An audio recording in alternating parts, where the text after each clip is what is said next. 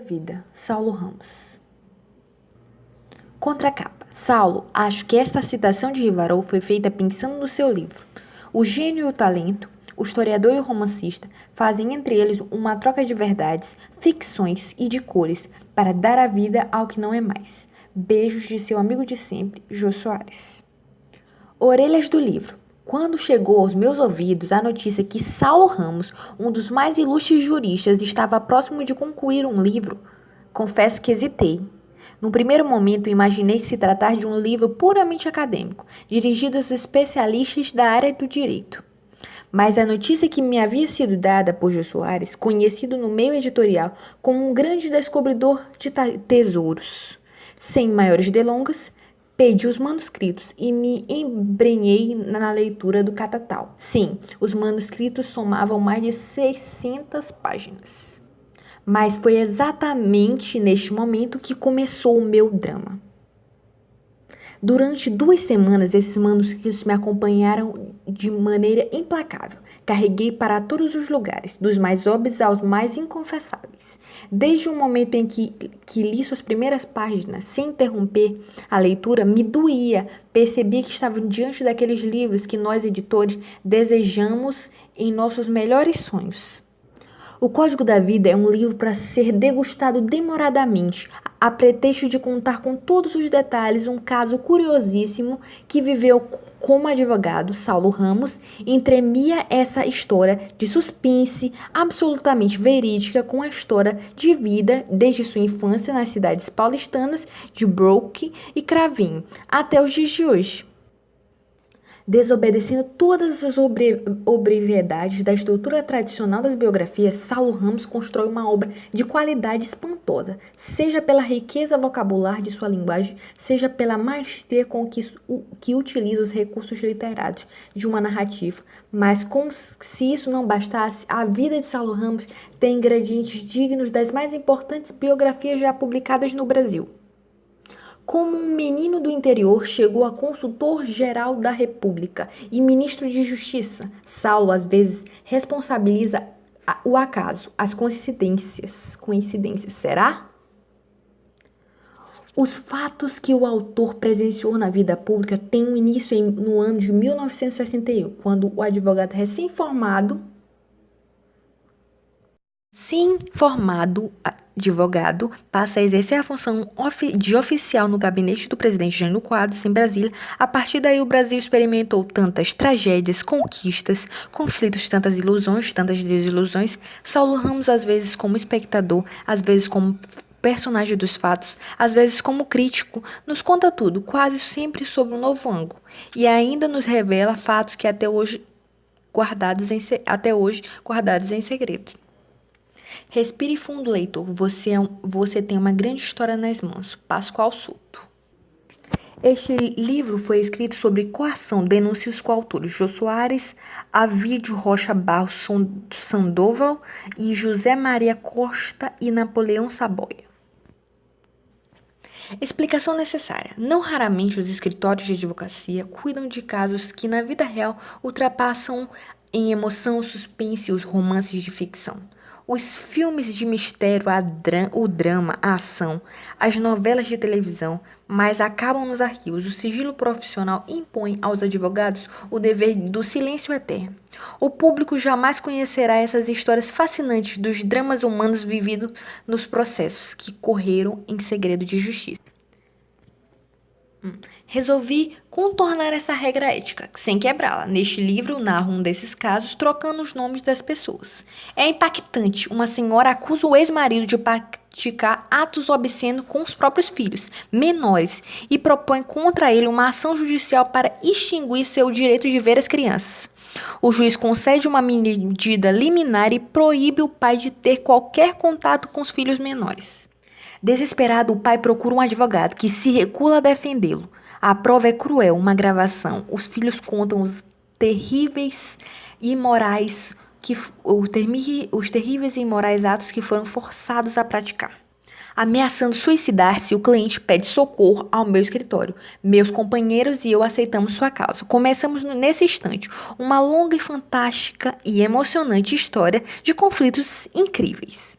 O ódio, a psicose, o amor, a atuação de um magistrado excepcional e de um curador de família exemplar, expoentes do judiciário brasileiro, os advogados trabalhando como detetives, batalhas de inteligência, raciocínio, jogos de dedução, enigmas que atormentam profissionais do direito, mas eles sabem como resolvê-los. A morosidade no andamento dos processos judiciais e a dificuldade na cuidadosa produção de provas permite-me jogar com o tempo virtual e assim interromper a narração em vários pontos, aproveitando para contar fatos da vida pública do nosso país, em alguns quais brasileiros não conhecem em detalhes. Claro que me limito àqueles os quais o destino me fez cruzar. Descrevo as espantosas circunstâncias em que tudo isso se deu, algumas cheias de mistério que até hoje não entendi. Talvez os leitores não saibam explicar, decifrando os códigos da vida que nada tem a ver com DNA, mas formulam as questões em torno dos imprevisíveis dos caminhos do destino. Menino pobre do interior de São Paulo, comecei a vida como caminhoneiro, ingressei no jornalismo e depois na advocacia pela mão de um gênio, Vicente Hall, por meio de uma intriga úrgida, por um grande poeta, Guilherme de Almeida. Como pode isso tudo ter acontecido? A advocacia foi meu sacerdócio, minha desgastante e suave obsessão. Irresistível é o fascínio de lutar pela defesa dos direitos de alguém. Salvar liberdades, honras, patrimônios de toda espécie, materiais e morais. Pode ajudar na cura de feridas abertas na alma dos injustiçados, pobres ou ricos. Foi um longo caminho com muitas pedras no caminho, inclusive atiradas contra mim, que usei na construção deste livro. No trajeto, porém, conheci Jânio Quadros, bebendo uma caipirinha no bar do Guarujá e depois presenciei a tragédia de sua renúncia à presidência da República, o que resultou em um regime militar durante 21 anos. Conheço detalhes inéditos, porque eu estava lá. É um dos códigos da vida que preciso decifrar. Processos judiciais, judiciais enfrentados na ditadura, Florestas Fernandes, Fernando Henrique Cardoso, Vladimir Rocha e cadernetas Prestes. A impossibilidade de defender os acusados mediante a invocação do direito. O processo que fiz desaparecer. A humilhação da Igreja Católica perante os militares. Os fatos e coincidências que vão acontecendo. Conheci o Mário Covas, lancei a pedido de Jânio Quadros. O candidato a prefeito de Santos perdeu a eleição. O candidato eleito morreu antes da posse. Demanda no judiciário contra a investidura do vice. 25 anos depois ocorrem os casos semelhantes com a doença de Tancredo Neves e vem a oposição à posse de Sarney. Novamente eu e Mário Covas envolvidos pelo destino no desastre da questão. E ele de um lado e eu de outro. Porque eu estava lá. Eu fico muito arrepiada por não desvendar a codificação que esses fatos desenham em minha vida. Vem a Assembleia Nacional Constituinte, a ocorrência mais importante da história contemporânea do Brasil. O que aconteceu nos bastidores? A tentativa de um golpe parlamentar do Estado, quando os canhões militares ainda estavam fumegando e muitos tramavam voltar ao poder. E eu estava lá. O que eu fiz e por quê? Aceitei participar do governo Sarney, passei a viver espantos sucessivos. O Brasil não tinha advogados para defender a União. Que coisa fantástica! O Brasil dos bacharéis sem defensores judiciais. E não havia igualmente a lei que regulasse a licitação pública, o contrato administrativo. O Brasil era um país incrível. Como poderia existir sem um mínimo de disciplina jurídica? Dá para acreditar? Não tinha sequer uma lei da defesa dos direitos dos deficientes físicos. Não possuía nada que protegesse os bens de família a não ser uma velharia complicada do antigo Código Civil. Tantos e tão diversos problemas que tive que resolver eram deficiências do meu país. Já que eu estava lá, o melhor era procurar soluções em vez de perguntar o porquê eu estava lá. Porque um menino do interior chegou a consultor-geral da República e ministro de Justiça quando eu desejava ser apenas um advogado. O impeachment de Fernando Collor, no processo do Supremo Tribunal Federal. Advogado do Senado da República, o que sofri para vencer aquela causa. Fatos que nunca vieram a público. Terminando o julgamento, pensei comigo, isso nunca mais vai acontecer. Imperdoável, ingenuidade. Aconteceu e pior, a tal ponto que o processo de Collor poderia passar para o juizado de pequenas causas. Conto tudo, mas procuro ser breve, porque o principal é a história das crianças submetidas a um simbólico mais feroz tiroteio entre pais separados, o julgamento emocionante conduzido por um juiz fabuloso e o incrível desfecho da história mais de 20 anos depois em Londres, uma cidade predileta dos escritores de mistérios policiais. Aproveito para narrar sem quebrar a ética algumas histórias curiosas de várias pessoas célebres, as quais me envolvi no exercício da profissional. Roberto Carlos, Che Guevara, José Sarney, José Armando Frazão, Ronaldo Cunha Lima, Alcene Guerra, Euclides Formiga, José Frederico Marques, Mário Simones, Juscelino Kubitschek, Lázaro Brandão, Celso da Rocha Miranda, entre outros.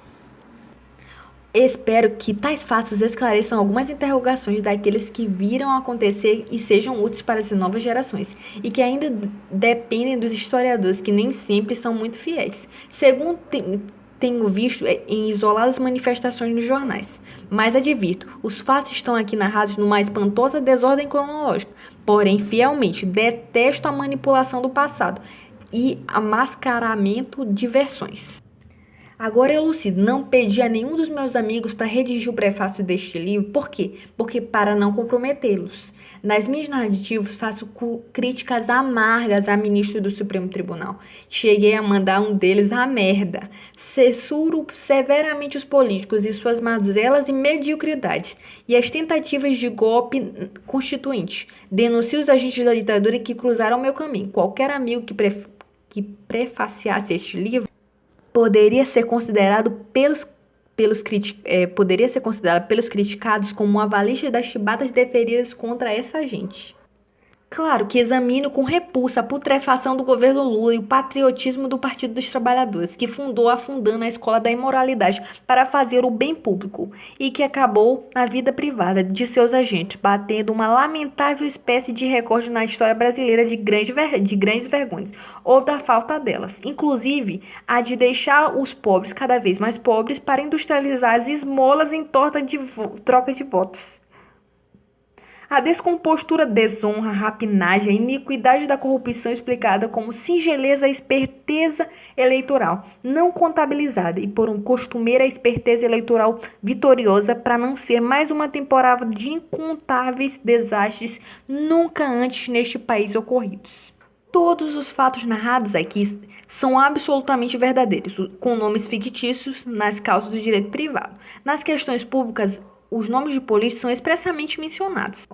Mas em mim há pouco de lirismo na paixão pela advocacia, embora tenha ela aplicado com minha experiência com os fatos históricos dos quais participei. Lidei com todos os códigos, penal, civil, processos de defesa do consumidor, até a Hammurabi. Acabei tendo que lidar com o Código da Vida, a história que compõe a genética da nação. Pertence ao meu país, com todas as minhas entranhas. Não há mais tempo de mudar. Daí deve registrar o Código da Vida. Amém.